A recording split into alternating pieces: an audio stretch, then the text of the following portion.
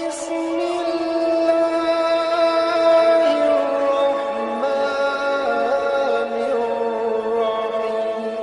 ada suami kurang ajar sama istrinya, suruh lihat istrinya melahirkan. Kalau dulu itu kan tidak boleh perempuan laki-laki masuk ruang melahirkan. Kalau sekarang alhamdulillah kasih izin. Saya waktu melahirkan mamanya cek, kan setengah mati. Udur, tidak bisa. Kata dokter, tidak bisa dia Ustaz. Saya bagaimana caranya ini supaya bisa keluar? Dipakum. Apa itu dipakum? Disedot. Bisa dongo anakku ini kalau otaknya disedot. Saya bilang, sudah, mundur ki dok. Saya yang ngurus ki. Nah, bilang, bukan mau pengajian ini Ustaz. Saya mundur ki, saya urusin istriku. Betul Pak, ini. Akhirnya saya salat hajat 2 rakaat.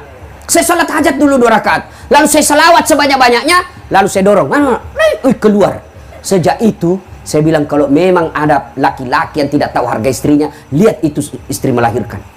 Pilihannya hanya 2. Setengah mati atau mati. Dan berapa banyak ibu-ibu wafat melahirkan anaknya. Dan dia tersenyum melahirkan anaknya setelah wafat. Wafat setelah melahirkan. Dia senyum. Berhasil mengeluarkan anaknya untuk melanjutkan masa depan hidupnya. Yang ketiga, kenapa ibu disebut 3 kali? Yang tidak dimiliki laki-laki apa? Menyusui. Ibu masih ingat waktu menyusui? Apalagi kalau sudah mulai tumbuh giginya. Mutuakan hak. Coba. Ibu-ibu membayangkan diri sendiri. Mana ada begitu dia gigi, kau tampil, kok gigi saya? Tidak, dia bujuk. Lepas ku nak. Tuh, siang anak-anak. Malam. Coba, makanya demi Allah tidak akan kalian dapat surga kalau kalian durhaka sama orang tua. Bahkan Nabi jelaskan, jangankan masuk surga, baunya surga kau tidak dapat. Padahal baunya surga kita bisa cium 70 tahun perjalanan. Coba. Makanya hikmah pertama pulang pengajian, muliakan orang tua. Ustadz, orang tua saya dari kecil dia tidak urus saya, nenekku yang urus kak, tidak ada urusan dosanya bapakmu kepada Allah. Urusanmu muliakan orang tua. Nah, bagi anaknya almarhum. Almarhum ini yang sudah meninggal. Bagaimana cara berbuat baik Ustadz? Bapak saya sudah meninggal. 1, doakan. Bagaimana doakan orang meninggal? Minimal, dengar baik-baik. Anak-anaknya ini almarhum, ahli warisnya. Doa tidak harus bahasa Arab. Doa tidak harus yang ada dalam Quran dan Sunnah yang dalam buku-buku doa. Tidak. Apa yang kita doakan orang yang sudah meninggal? Ya Allah, ampuni dosa orang tuaku. Itu yang pertama. 2, terima amal ibadahnya. Ada amal tidak diterima? Ada. Amal apa? Amal pilkada. Bagi-bagi jilbab. Bagi-bagi sarung, bagi baju-baju seragam, karena mau dicoblos, demi Allah tidak ada pahalanya di akhirat. Ya Allah, mana pahalaku? Saya bagi-bagi sembako, habis uangku 2 miliar. Nabi bilang malaikat, bohong tuh. Dia itu bagi-bagi sembako karena mau dicoblos. Maka, ya Allah, mana pahalaku? Saya umrahkan orang 50 ketika pilkada. Bohong, dia mau dicoblos. Allah kata, sudah, kan sudah mau dicoblos. Tidak ada pahalamu sekarang. Maka kalau ada kelakuan begitu orang almarhum, kita doakan. Ya Allah, terima amal ibadahnya. Yang ketiga, lapangkan alam kuburnya. Ampuni dosanya. Terima amal ibadahnya. Lipat gandakan segala kebaikannya. Lapangkan alam kuburnya. Jadikan kuburnya menjadi taman-taman surga. Lebih mulia lagi kalau kita tutup. Allahumma ghafirli wali walidayya warhamhuma kama rabbayani shaghira. Tapi sayang, 1000 sayang. Banyak orang baca doa ini, tapi Pak Imam nasuruh. Kan banyak orang tidak tahu bahasa Arab. Selesai lebaran, pergilah ziarah kubur.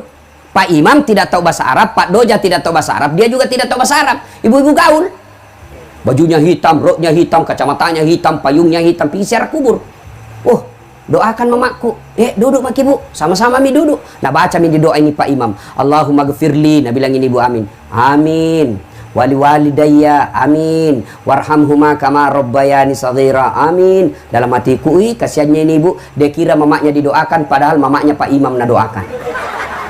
Apa artinya itu tadi? Allahumma ghafirli, ya Allah ampuni dosaku. Siapaku? Ya Pak Imam. Di belakang kita, amin. Wali walidayya, kedua orang tuaku. Orang tuanya Pak Imam. Sudah dikasih pisang, dikasih amplop, suruh naik doa ke mama, tak mamanya nak doakan. Coba ini yang banyak. Maka berdoa tidak harus pakai bahasa Arab. Selesai sholat Bapak Ibu, ini anak-anaknya almarhum. Selesai sholat, baca doa. Sampaikan minimal Al-Fatihah. Bagaimana caranya? Ila hadratin Nabi Mustafa Muhammad sallallahu alaihi wasallam, summa hususil ruhil almarhum Haji Muallim Pabinru Al-Fatihah. Baca Al-Fatihah. Sudah itu, ya Allah, ampuni dosa orang tuaku, terima amalnya, lipat gandakan segala kebaikannya, lapangkan alam kuburnya, lalu tutup dengan doa Allahumma ghafirli wali walidayya warhamhuma kama rabbayani shaghira. Amin ya rabbal alamin. Ustaz, kenapa orang kalau doa sudah begini selesai begini? Ah, itu tambah-tambah gitu. Boleh juga tidak begini, boleh. Apalagi sekarang corona. Ah, dianjurkan jangan pegang muka. Kenapa paling begini, Ustaz? Cuma kebiasaan. Kenapa na muka? Karena lebih nyambung. Masa Bapak amin ya rabbal alamin? Nah, itu lebih tidak nyambung lagi. Ya, nah, doakan. Yang kedua, dengar baik-baik. Ini ahli warisnya almarhum.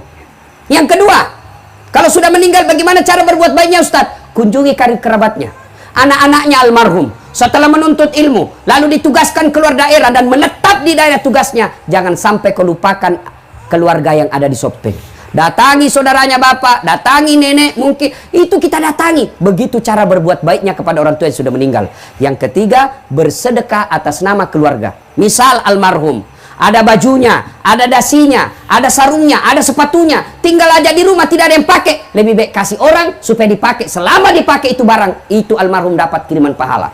Dan barang itu kasih berdasarkan profesinya orang. Misalnya almarhum punya dasi bagus, dasi kupu-kupu, jangan kasih Pak Doja. Nggak cocok. Kapan dipakai Pak Imam itu dasi kupu-kupu? Dia pakai Pak Imam dasi kupu-kupu, satu kampung heboh. Wih, jatuh cinta Pak Imam. Nah, lalu kalau dasi kupu-kupu, siapa kita kasih? Kasih cucunya yang lagi kuliah. Itu cocok. Sarung, nah kasih Pak Imam. Cocok itu, dia tiap hari dia pakai. Songkok, baju gamis, kasih Ustadz. Tiap hari dia pakai. Kasih polisi, dia pakai. Paling lebaran dia pakai. Ini namanya yang kita lihat yang produktif. Sedekah. Nah, ibu bapak, saudara-saudara sekalian, ini cara berbuat baik kepada orang yang sudah meninggal. 1, doa. 2, mengunjungi karib kerabatnya. 3, bersedekah atas nama orang tua. Misal lagi, musyawarah saudara-saudaranya. Ini ada sawahnya bapak. Alhamdulillah karena ada di semua rumah tak. Meskipun ini ahli waris, kita yang berhak 4 bersaudara. Tapi bagaimana kalau ini tanahnya bapak ini kita jual, bangunkan masjid. Insya Allah selama masjid itu dipakai, almarhum dapat kiriman pahala. Jangan sampai terjadi yang saya pernah saya alami. Ada orang sakaratil maut, dipanggillah saya dia mengaji. Datanglah saya mengaji. Begitu saya baca ngaji, weh, anaknya musyawarah di ruang tamu. Musyawarah anaknya di ruang tamu. Apa dia bahas? Bicara kakaknya, saudara-saudara sekalian, ini bapak sebentar lagi meninggal dunia, meninggalkan kita. Supaya tidak ada keributan-keributan, maka mulai hari ini perjelas siapa yang ngambil sawahnya bapak di kampung. Weh, saya dengar, saya bilang, wah, keluarga apa ini? Saya keluar, saya bilang, Pak, bapak masa bapakmu sakaratil maut kok sibuk di sini? Saya ini orang lain. Saya keluar, saya pergi. Siapa yang gagal? Siapa? Orang tuanya gagal mendidik anaknya. Maka ibu-ibu, sebelum segalanya terlambat, didik anak. Nggak usah bangga anak kita tinggi sekolahnya, sampai ke jenderal, sampai direktur, sampai anggota DPR, kepala dinas, kalau dia tidak ada manfaat buat orang tua. Nggak ada. Kan biasanya ini kita kasih senang orang. Itawa, anaknya yang pertama kepala dinas. Itawa, anggota DPR anaknya. Itawa, kontraktor. Baru nggak ada pernah lihat bapaknya. Plek, beleng-beleng. Apa itu anak kontraktor, anggota DPR, kepala dinas, kalau nggak pernah kau dilihat? Yang hebat tuh, itawa. Anaknya kasihan, pegawai honor, tapi tiap minggu itu ada datang bawakan pisang bapaknya. Itu meskipun dia pegawai honor, ada manfaat. Siapa yang salah kalau anak kita tidak baik agamanya? Orang tuanya. Tidak ada orang lahir langsung jadi preman. Tidak ada orang lahir langsung jadi pengedar narkoba. Tidak. Kata Nabi, anak itu dilahirkan dalam keadaan fitrah. Ibu bapaknya membuat dia majusi, nasara, ataupun Yahudi. Maka ibu, tidak usah cemas kalau anak tak cuma pegawai honor. Tidak usah cemas kalau dia daftar tentara tidak lulus. Tidak usah malu kalau anak daftar pegawai negeri tidak berhasil. Tapi malulah ketika anak kita sudah balik, sudah sarjana tidak tahu sholat di masjid. Malu itu. Nah, orang tua sekarang kan bangga sekali kalau pintar bahasa Inggris anaknya. Itahu astas, jauh sepupuku yang orang Sopeng. Jagona tahu. Kenapa masih SD pintar nih bahasa Inggris anaknya? Apa jagona itu, Bu? Tahu masih SD. Banyak itu yang bisa begitu. Masa banyak Ustaz? Pergi makin di Inggris. Tuh anak-anak di Inggris masih kecil pintar bahasa Inggris semua. Apalagi zaman sekarang nggak perlu orang jago bahasa Inggris. Saya pergi Itali, tahu Itali? Tahu Itali, ceramah Kak di Roma, tahu Itali? Tahu Ibu? Itu batu-batu lurus belok kiri. Saya kan nggak tahu pakai bahasa Itali, nyasar kak malam-malam. Mau kak cari rumah makan halal, nyasar. Mau tanya orang nggak tahu bahasa Itali. Woi, ku ingat ada Google Translate. Saya buka HP ku, buka aplikasi Google Translate, ku rekam. Tolong tunjukkan saya rumah makan halal. Wih, keluar terjemahannya dalam bahasa Itali. Ku panggil orang ada lewat, Mister. Hirantong ini orang ditanya Mister, Mister. Datang, selesai. Apa enggak penting? Bahasa Inggris. Memangnya kalau ibu nanti meninggal, anaknya pakai bahasa Inggris berdoa? Ibu, oh my God, please help me my mother. Talekang. Mana bisa? Tetap bahasa Bugis. Nah, maka tidak usah cemas soal itu. Yang kedua, ini biasa kita salah mendidik anak. Terlalu cemas soal perut. Jangan makin cemas soal perut. Ada orang di Sopeng mati kelaparan? Ada orang Sopeng mati kelaparan anaknya? Kita tidak mungkin orang Indonesia ada orang kelaparan anak kita di samping. Tidak mungkin. Kita punya tepo seliro. Kita punya tenggang rasa. Kita punya orang Bugis pace, siri. Malu kita kalau tetangga kita kelaparan. Tidak ada. Tapi yang mati gara-gara narkoba anaknya banyak, bahkan bisa jadi puluhan. Mati karena tawuran banyak. Itu berarti bukan soal perut yang ibu cemaskan, tapi apa? Mendidik anak. Ibu-ibu, Bu, tahu cicak? Tahu cicak? Apa namakan itu cicak? Masuk akal? Enggak, satu di dinding, satu terbang. Di dinding itu nyamuk, satu terbang. Di mana ketemu? Nanda ada terminalnya. Iya toh. Tapi Allah Maha Kaya. Dengar lagu tak waktu kecil. Cicak-cicak di dinding, diam-diam merayap. Diam-diam merayap. Datang seekor nyamuk. Nyamuk yang datang. Tidak ada bilang lagu, cicak lompat ke nyamuk. Patah-patah cicak kasihan. Iya toh? Maka tidak usah cemas. Bu, wallahi demi Allah ibu, didik anak tidak usah cemas apa dia makan anak kita. Contoh Ibrahim alaihissalam.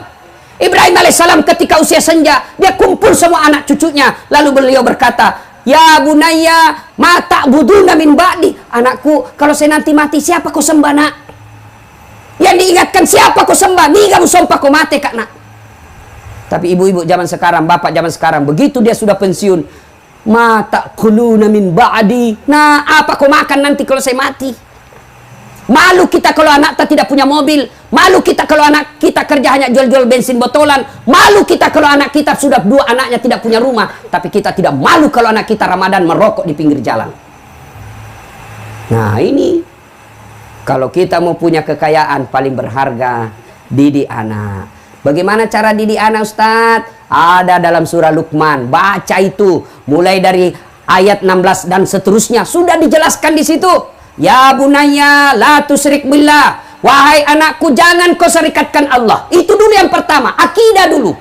Ibu-ibu nih yang punya anak kecil, masih kecil, ajarkan akidah kepada anak kita. Nah, Allah itu satu. Lam yalid wa lam yulad. Kalau perlu ajarkan melalui lagu. Nah, kan ada lagu tak waktu kecil. Topi saya bundar, bundar, topi saya. Ganti tuh. Tuhan saya Allah, Allah Tuhan saya. Kalau bukan Allah, bukan Tuhan saya. Itu ajarkan. Tuhan banyak. Siddhartha Gautama, Yesus, tapi bukan Tuhan kita orang Islam. Siapa Tuhannya kita? Nah, Allah. Allah itu siapa? Tidak bisa dilihat. Nah, sudah ajarkan begitu. Itu lagu-lagu zaman dulu, begitu lagunya. Tuhan saya, Allah, Allah Tuhan saya. Jangan ajari anak lagu yang tidak masuk akal. Bu ani belalang kupu-kupu, siang makan nasi, kalau malam minum susu. Mana ada belalang minum susu sama makan nasi? Patolo-tolo. Waktu itu saya kecil itu memang bagus-bagus itu lagu. Coba itu waktu tak kecil, lagu takkan bagus-bagus. Katakan Tuhan itu satu. Ini lagu namanya Rama. Mungkin Tuhan mulai bosan melihat tingkah kita yang selalu salah dan bangga dengan dosa-dosa, atau alam mulai enggan bersahabat dengan kita. Coba kita bertanya pada rumput yang bergoyang. Itu lagu orang dulu, bagus lagunya toh.